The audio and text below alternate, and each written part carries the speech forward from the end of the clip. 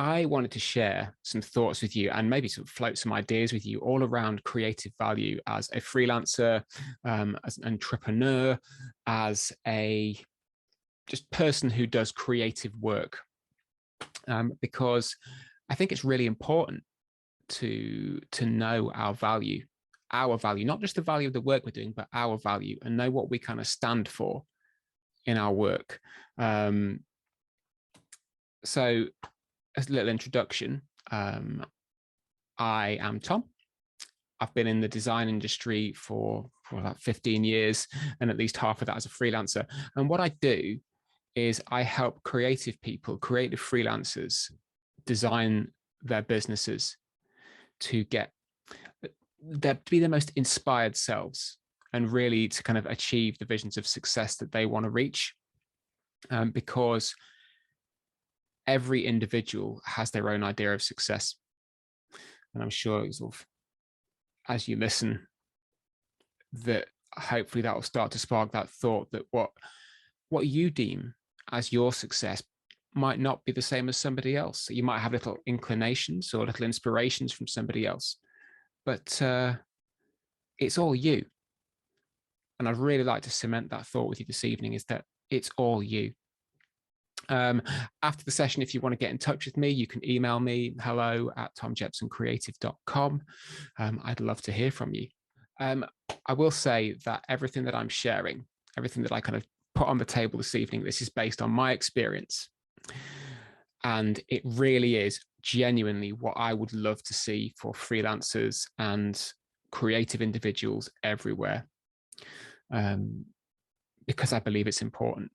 So if I'm sharing it is helpful, what I'm sharing is helpful, and you find it resonant, I'd be so pleased. I'd be genuinely very pleased, and I'd love to talk to you about it some more. If it doesn't resonate, or you straight up disagree with something that I'm saying, I'm here for that too. I am open to any thoughts on this, because I think that's what makes our work interesting. It's what makes the conversation interesting. You need to find out what works for you, you don't take everything as gospel, or even particularly on face value. Explore the thing and get the conversations going. So with that said,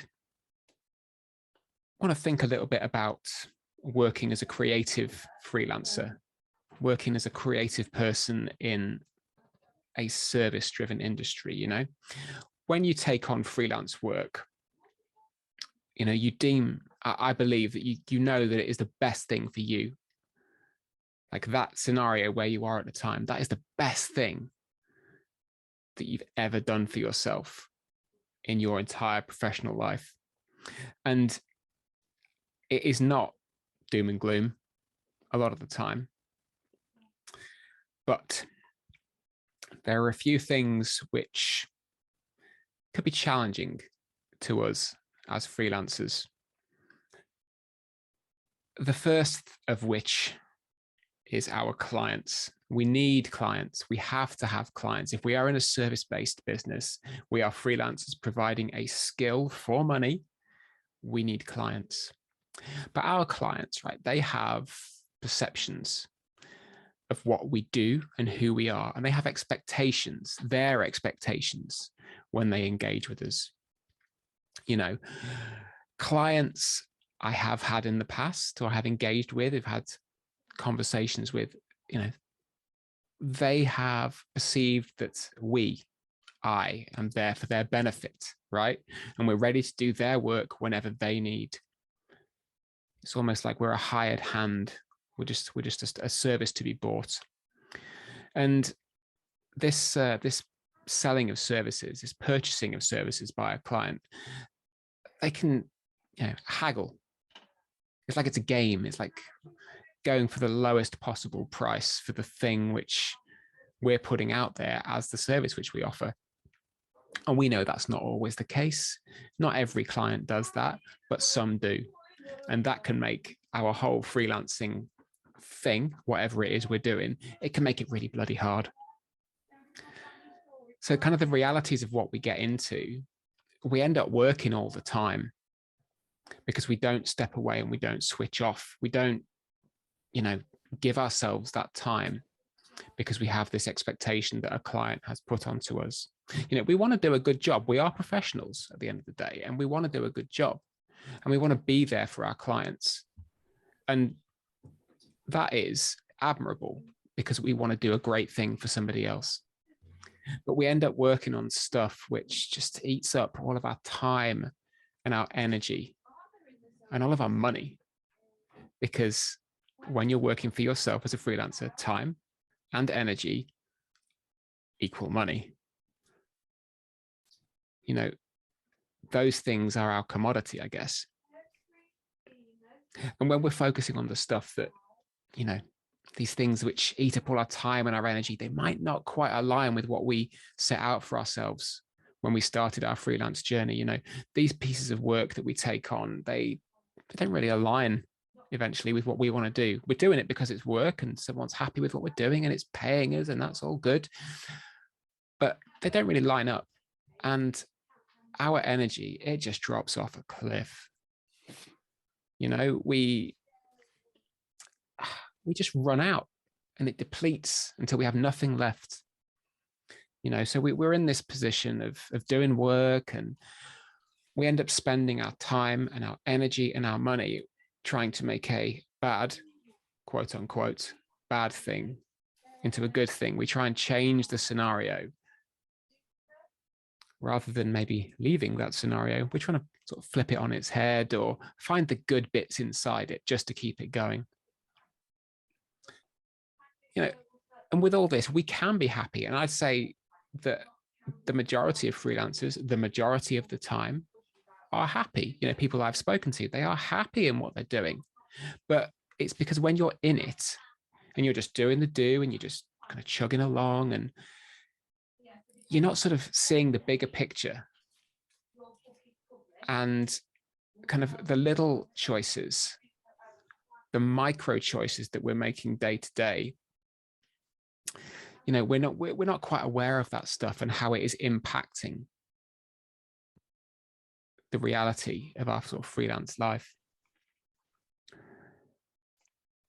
And at the end of it, we end up compromising way too much. I know that there's a lot of things in this world come with compromise, but I believe that when we are freelancers, we're doing our thing in our way. We set out to do that, and we end up just compromising on our stuff. We compromise on the values that we have, because often it's just easier to kind of keep a client happy. We flex a little more for one and we change the rules for another, because we know that standing up for what we want as people in business, we know that's kind of hard. And sometimes we just don't want to have the hard conversations. We're knackered. We're tired at the end of all this because we're putting so much of our energy and our personal impact, our personal input into these things. And it just wears us down eventually. So we end up compromising just to kind of keep the ball rolling. And as I said, different clients work in different ways. So we just change up the way we work to match them. And we end up doing things differently every single time. Because, once we've got into the habit, and it is a habit, I think, once we get into the habit of doing that, we just kind of go along with it because we're in it and we're doing it.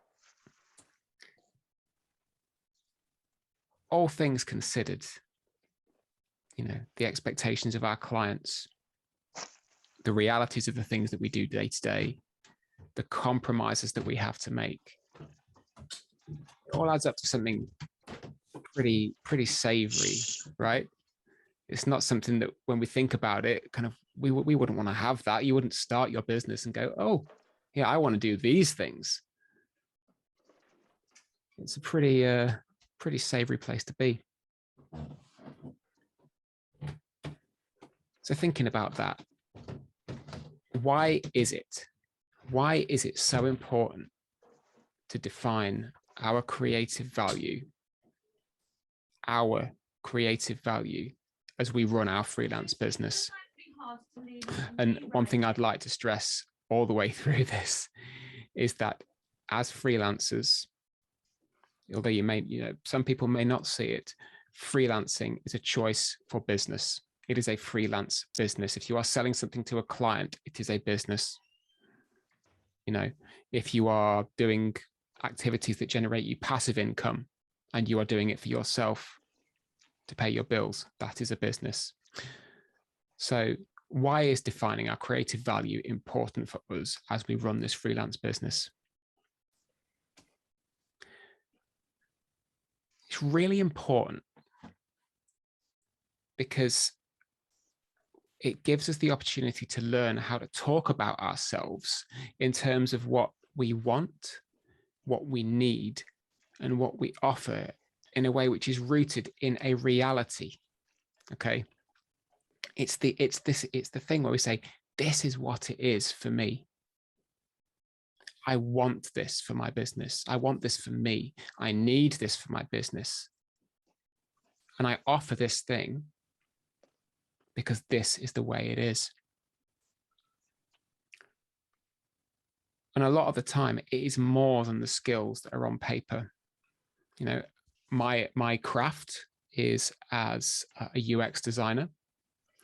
You know, I do the strategic work. On paper. It's Tom, the UX designer, will do you wireframes, app designs. You know, I see we've got a web designer, got a UI designer. But what your creative value adds up to is way more than the skills that you put on paper. And it can be really easy to forget that.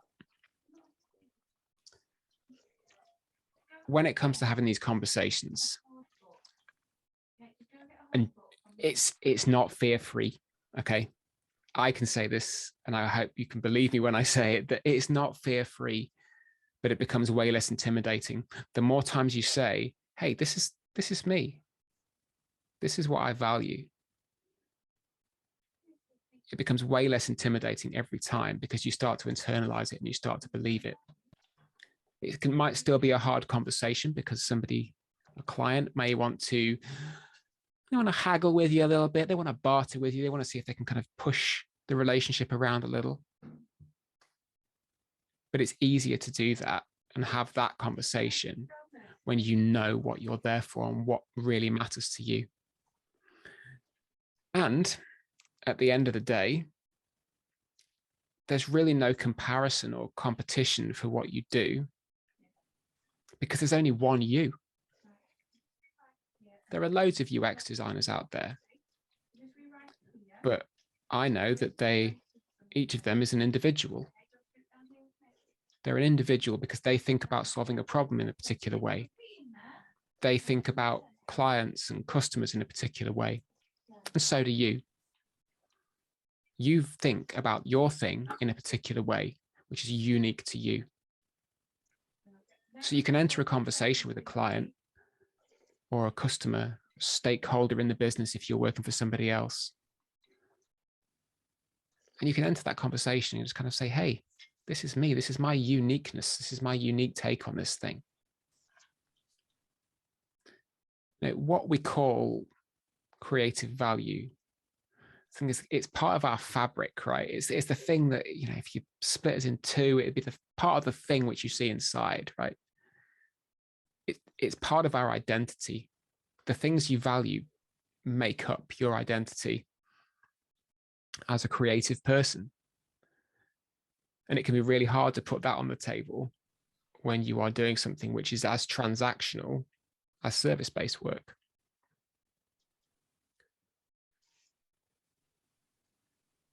So why don't we define creative value when we start doing business with people, when we start out doing what we want?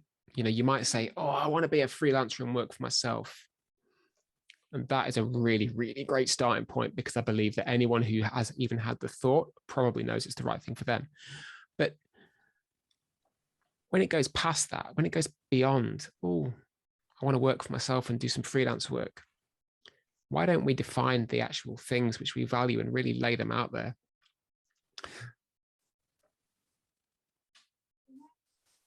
I think we fear kind of a niche. We fear that uniqueness almost, because when you start to get specific about something, it starts to slim down the number of people that we might perceive that we're talking to. A niche is a small slice of any little group of customers or a subset of a group of customers. And if we start saying, this is what I value and this is the kind of people that I want to work with, we immediately rule stuff out. And that can be kind of scary, especially if you are in a place where you're just starting out, or if maybe you've not had a little bit of billing for a month or two. It can be really hard to go down a particular line. It's really easy not to settle on one thing as well. When I first started out as a freelancer a long time ago, I did UI design, I did logo design, I did brand, inspiration, I did web comps, I did app design, all of these things that I would define as the stuff that I did, but none of it really lit me up. And I believe that I was only doing that stuff because I didn't really want to settle on a thing. And, when I do client work, I'm now very specific about what I do. I work in the UX space. I focus on identifying problems, because identifying a problem for me is the thing which really leads us down a road to finding a good solution. Not just going, no, I think that's what's up. Let's try that out. We don't define our creative value because it's really hard sometimes to say what we do want rather than what we don't want. If I asked any of you, and I'm not going to, but if I asked any of you right now, like, what do you want in your business? What do you want in your work? I'm sure there'd probably be quite a little bit of thinking time done. Instead, as if I asked you, so what don't you want? And you'd probably be able to say, I don't want this. I don't want that thing. I don't want to have to deal with, the politics of X, Y, and Z, or, have somebody nagging me all the time to get something done. So it can be really hard to actually put our finger on what do we want in our businesses. And we don't define the thing that we determine to be our creative value, because sometimes just fitting in feels more important. And again, we're only human, we're not robots. Fitting into the world that we are entering as a freelancer, sometimes we do feel like we need to fit into that, and just to sort of look like we belong or feel like we belong, rather than coming out of left field as some kind of renegade who is just coming to do whatever it is you do, which might end up scaring a whole bunch more people away as you perceive it.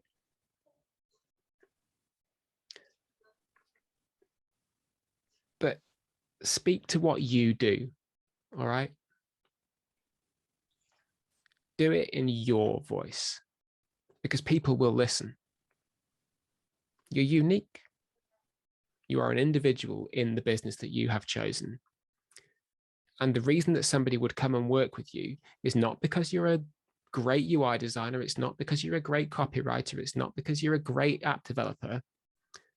It's because something that you have said and that you have done and indicated to that person in your way has convinced them that they need to work with you. They will listen. The people who will listen are the ones who are going to go with you on your little journey, on your freelance business. And that's what matters, because the people who listen but don't, they're not your customers. The people who don't listen, they're never going to be your customers. So what does it matter?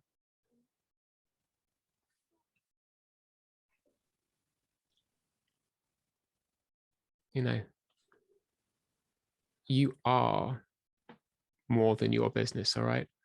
You're more than your business, but it is still a business. Okay, so when you're in there, you're doing the thing day to day, doing the do, you might as well make this business one which is open and honest And it's something that you can look at and go, yeah, I really value that. I really value the work that I'm doing. I really value the way which I am bringing myself to the table right now.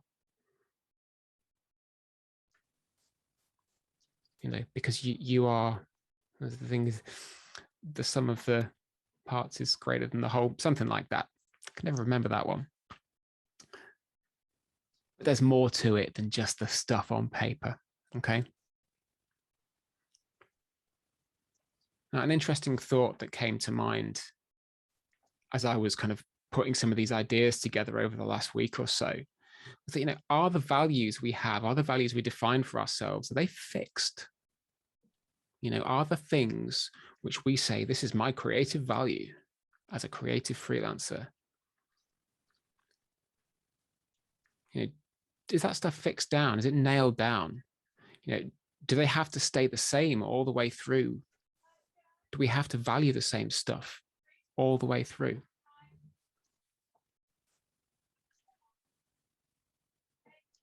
I'd say no. No, they're not fixed. No, they don't have to be fixed. It's good to make a definition because you know what you're starting with and where you're going. But once we start going, we learn stuff, we grow, we change, we gain some perspective on the work that we're doing. We learn what we like, we learn what we don't like. When you're living a creative lifestyle, when you are a creative person, when you're running a creative business, it has inherently like an open, flexible quality to it. It's like it's got some fluidity to it. It doesn't need to be rigid and fixed all the way through. Ideas come from different places all the time. And it changes how we see our world, and it changes what we perceive as good, what we perceive as bad. When we're engaged in a creative process, and doing business is a creative process because really everything's kind of an experiment, because what works for one may not work for another. We know that a creative process kind of follows the learning about something, the defining of a problem, the trying of a solution, the learning about whether that solution works or not, and then iterating and trying again. And each of these creative steps that we take in our businesses and we take for ourselves, they inform the one that precedes it, and inform the one that comes after, with innumerable variation. You can probably put your finger in the air and make a really damn good guess at where you're going to end up if you do a particular activity or take a particular action. But if you were to do that action or that activity on a different day with a different client, with a different thing, there's all kinds of little variations that could happen, which help us to learn and grow and change. And I firmly believe that if we shift our values because we have learned, it does not make us hypocritical at all. If we come away with something which is actually contrary to what we believed before because we are better informed, we are not a hypocrite. We're just human. And I'd probably say quite a smart one at that, because we know how to keep ourselves moving forward.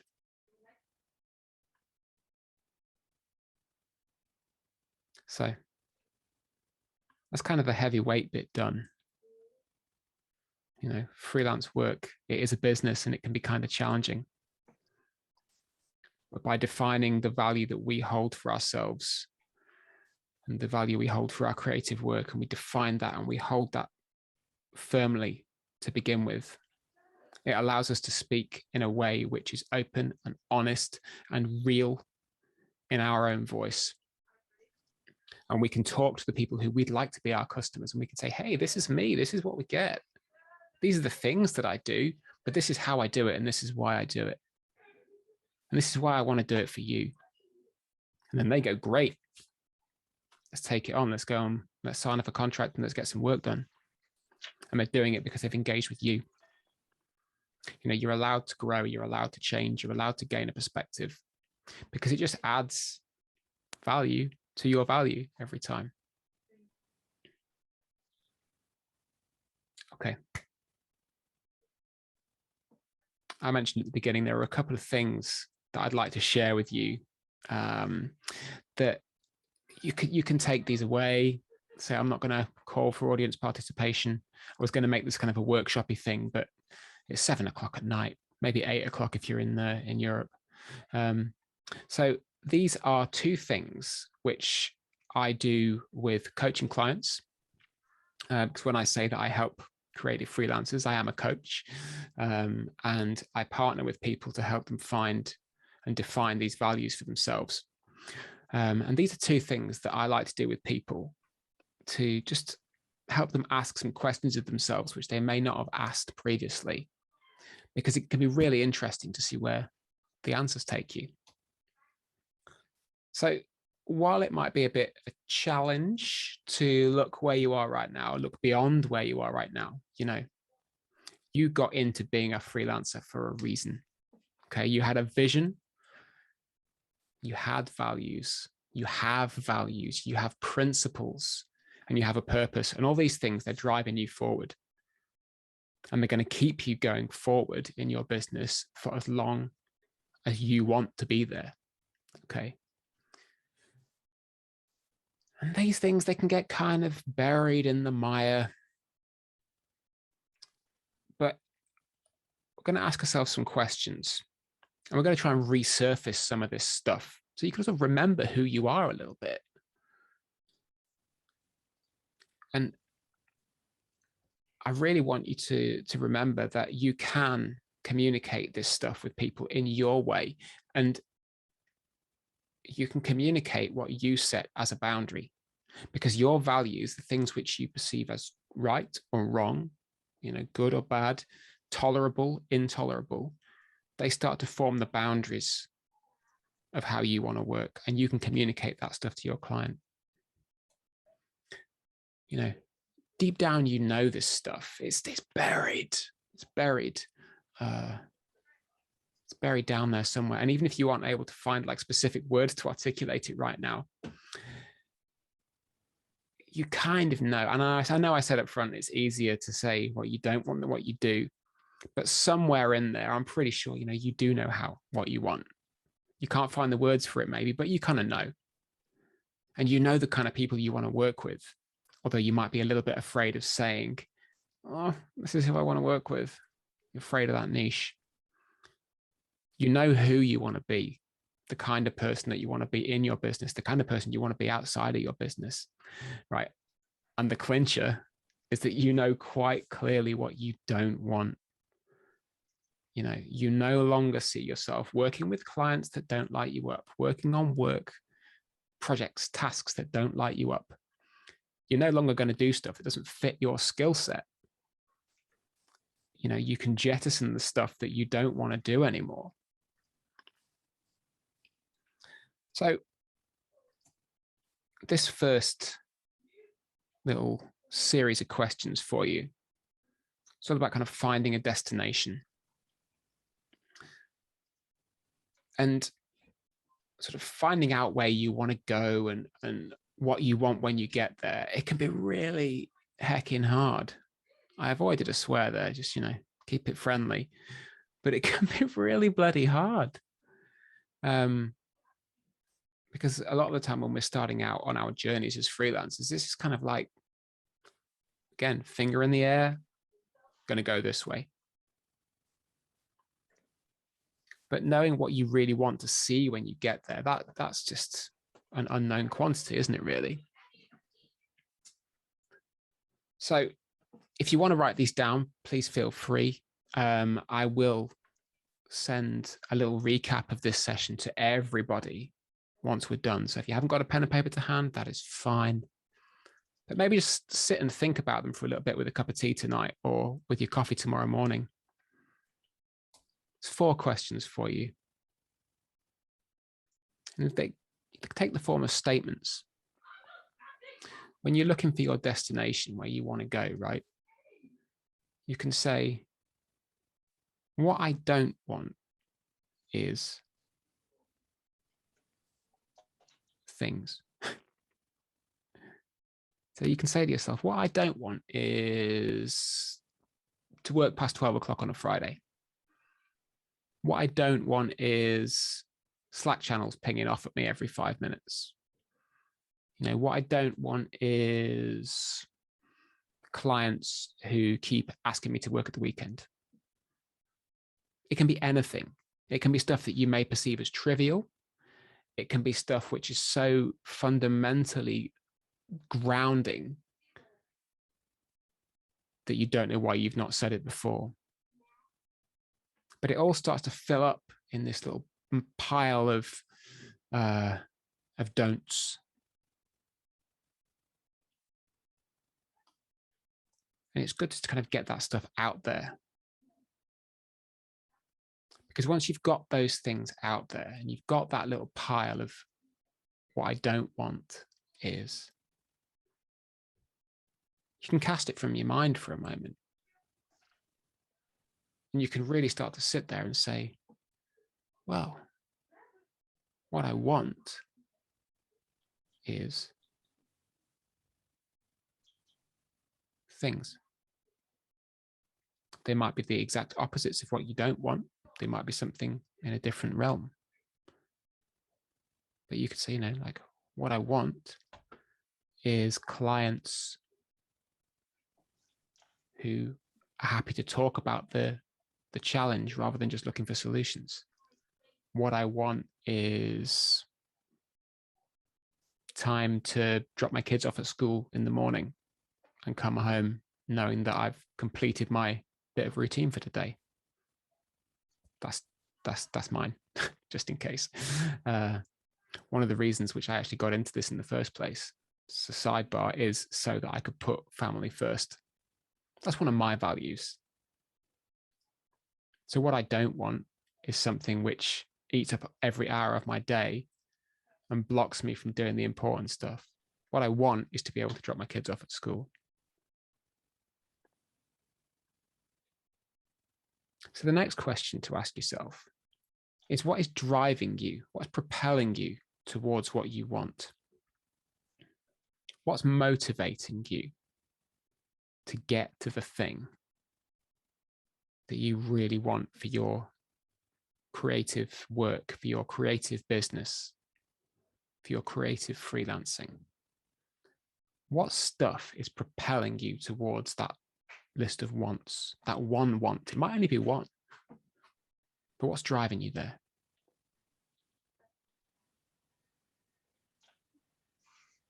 And once you've had a think about that, it comes to probably maybe the most difficult question of these four, is what's holding you back?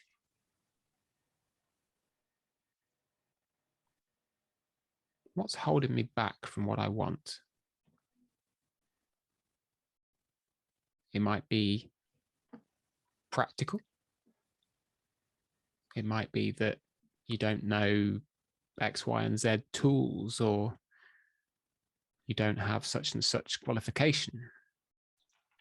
It might be the thing that's holding me back is my confidence in talking to people about the things that I want to do.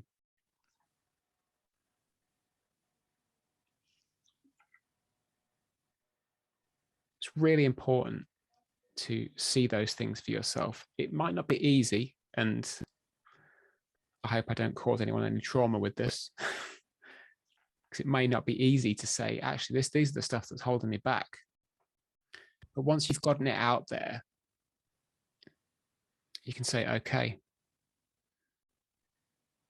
now I know, or I believe I know, the things that are holding me back. I can start to think about doing the things to change that, to really then get what I want.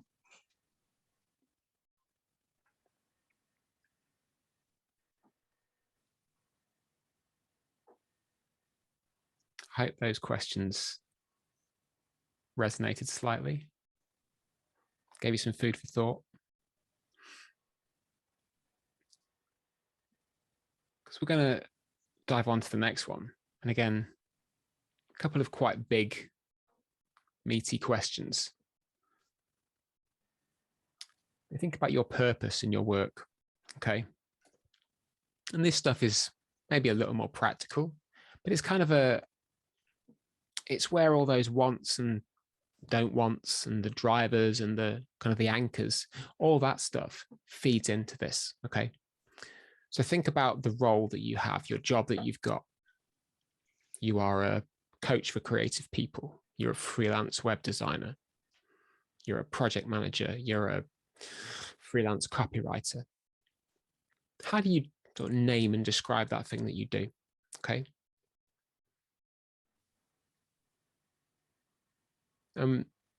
What is the thing which you set out to do?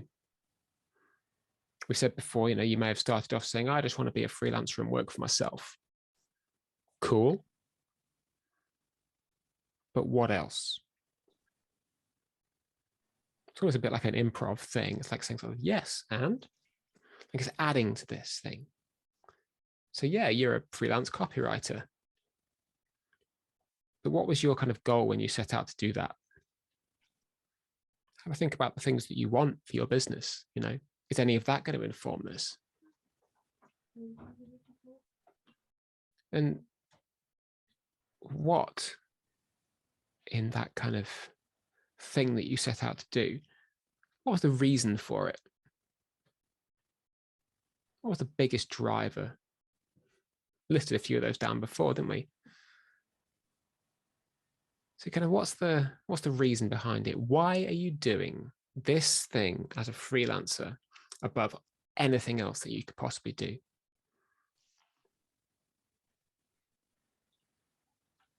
Some pretty big questions to ask yourself. But when it comes down to you've got some answers, you could try filling this little statement out for yourself. You can say, my purpose as is the purpose you've identified because the reason that you're doing what you want to do.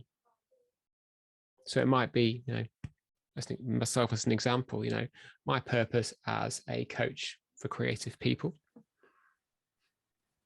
is helping them define the professional life that matters the most to them.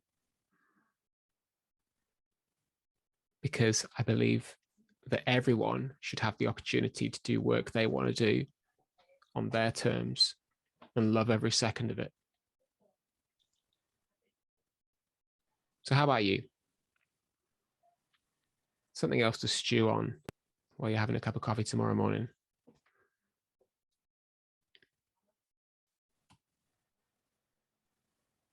So this is where we come to the very last piece of this kind of definition, the values, the things that make you, you. Okay, remember we said that our creative values are the things which kind of make up our fabric. This is the point where you can go, yep, this is me. This is what I'm here for. This is what I stand for. So think about the likes, the dislikes, the wants, the don't wants. And start to think about the things that you really value in your work and your life, because you've heard the thing about bringing your whole self to work. When you are working in a creative industry and working for yourself, you are the thing. You are the business. It's deeply personal. And the important thing here is to write that stuff down.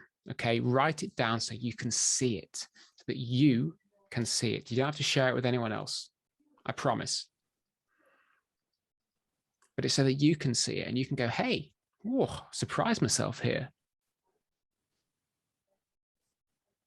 Because it's kind of really important to be able to acknowledge the stuff that you've got going on inside your head, that because you're working on your business, working in your business, you might not have taken a hot minute to really acknowledge what it is. And once you've got that list of stuff, a list of things that you value, okay, see if you can identify three things that you can say, you know what, these are my core values. These are the things that,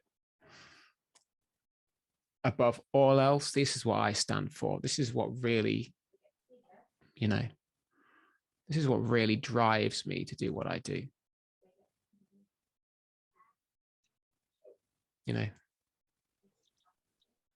Top of a piece of paper, just write down, my values are, or what I value is,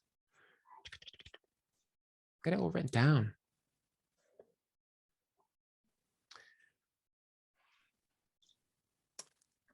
And I said before, okay, that defining this stuff for yourself it's a way of, beginning to articulate your business a lot more clearly, but doing it from a place of kind of reality about what you want and need.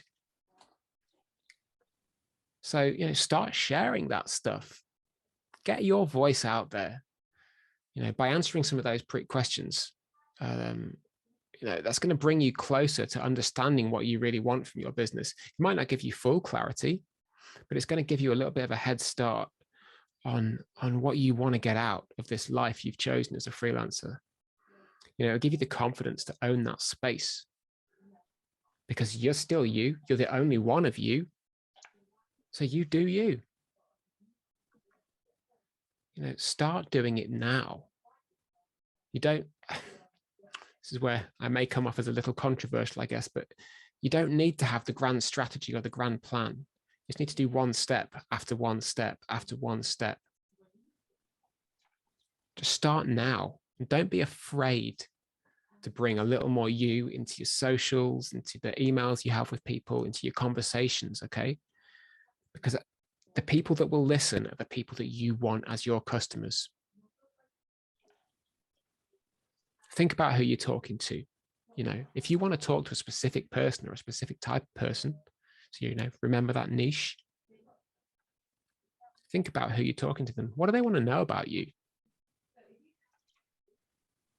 Is there a way that you can surface some of that stuff for them, the important stuff that they want to know to buy from you? But make sure you're doing it in a way which is you,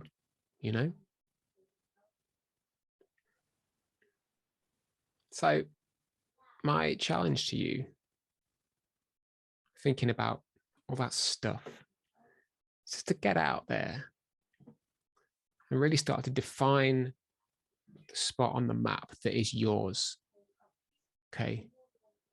The place which is made of your value, your purpose, and your own unique vision of success.